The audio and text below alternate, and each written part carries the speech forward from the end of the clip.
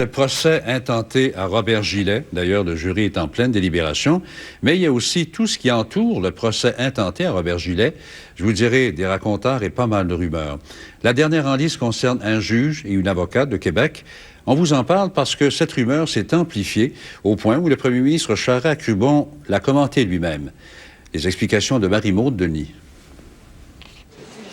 Tout a commencé il y a 2 semaines au procès de Robert Gillet. Lors de son témoignage, un policier de Québec a fait entendre une conversation téléphonique en arabe dans laquelle un dénommé Jean discute avec son ami Georges Radouanli, un présumé proxénète et client du réseau de prostitution juvénile. Il dit qu'il y a un avocat qui fournit des prostituées à des juges. Mais moi, je trouve que c'est pas vrai, mais il l'a dit. Comme la conversation n'avait aucune pertinence avec l'affaire Gillet, la discussion entre les 2 hommes n'a pas été traduite en français. Ces extraits n'étaient pas mis en preuve. Mais tout le monde dans la salle a bien compris les noms de l'avocate et du juge en question. Georges Radouanli assure qu'il s'agit de ragots. Je sais qu'il exagère, je sais que c'est peut-être un peu de mythomanie là-dedans. D'ailleurs, les policiers de Québec ont enquêté sur ces allégations. À leur avis, il n'y avait pas matière à porter des accusations. Malgré cela, le premier ministre est préoccupé. Alors, évidemment, c'est sérieux, cette nouvelle-là. En tout cas, c'est ce qui est allégué est sérieux. Et on va réagir, c'est évident.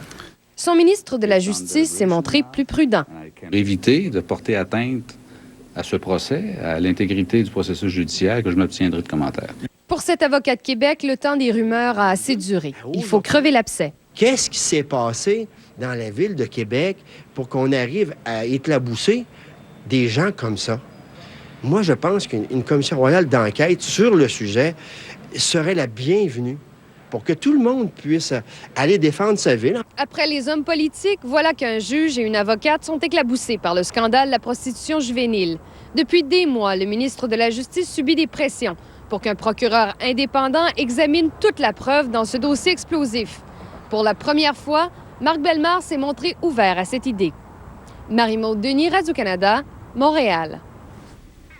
Beaucoup de tristesse aujourd'hui à Saguenay à l'occasion du service funèbre du jeune Danny Tremblay qui a été retrouvé mort gelé la fin de semaine dernière. Le jeune homme venait de participer à un concours de consommation d'alcool à l'Université du Québec à Chicoutimi. Julie Larouche rappelle le drame. La tristesse et l'incompréhension pouvaient se lire sur tous les visages lors du service funèbre de Danny Tremblay. C'est une belle célébration, c'est un beau hommage à lui. Quelqu'un qui était plein de vie puis qui avait beaucoup d'objectifs dans la vie. L'étudiant de 19 ans a été retrouvé mort dans un champ samedi, 2 jours après avoir participé à un concours de consommation rapide d'alcool au bar de l'Université du Québec à Chicoutimi. Pour la première fois, la direction de l'établissement sort de son mutisme.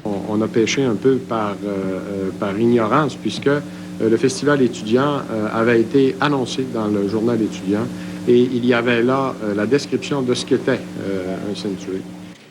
Un century, c'est consommer 1 once d'alcool par minute pendant 100 minutes. Tolérance 0 dorénavant pour ce genre d'activité sur le campus. D'aucune façon, de tels événements se reproduiront à l'intérieur des murs de l'université. Claude Vaillancourt comprend ce que vivent les parents de Danny Tremblay. Il y a 3 ans, son fils de 18 ans est mort après avoir participé à un concours similaire à Québec. Après enquête, la coroner avait alors recommandé d'interdire toutes les activités de consommation rapide d'alcool dans les bars du Québec.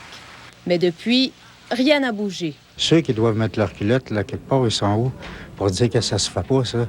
C'est contre la loi. La Régie des alcools, des courses et des jeux attend avec impatience le rapport de la police de Saguenay et celui du coroner André Bergeron. Par la suite, le permis d'alcool de l'université pourrait être suspendu ou révoqué. Julie Larouche, Radio-Canada, Saguenay.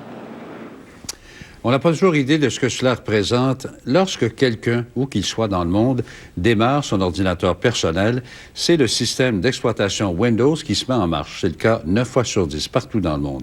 Et qui dit Windows dit Microsoft. Or, Microsoft vient d'être condamné par la Commission européenne à payer une amende de 800 millions de dollars pour des pratiques contraires aux règles de la concurrence. Catherine Kovacs explique ce quasi-monopole. Après 5 années de procédure, la Commission européenne a trouvé que la plaisanterie avait assez duré. Le géant Microsoft, qui règne sans partage sur le monde, doit enfin s'ouvrir à la concurrence.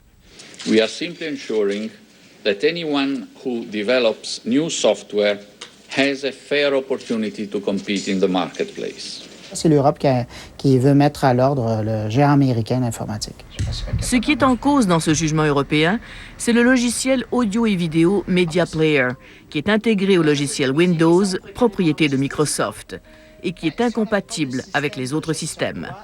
Où ça devient important, c'est que dans les années à venir, et même aujourd'hui, le divertissement numérique, c'est un peu là où le marché émergent est en train de se présenter. Ça veut dire de la musique qu'on télécharge, ça veut dire des films qu'on regarde sur ordinateur.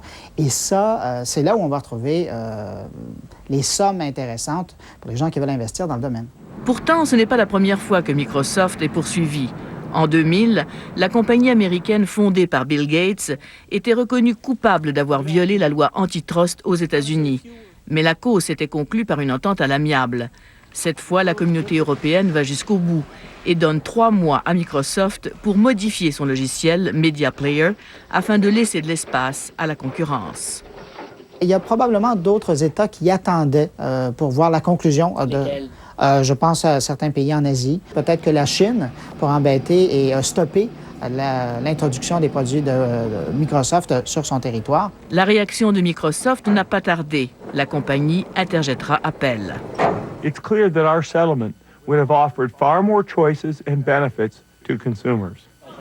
Même la justice américaine s'en est mêlée, critiquant le geste européen.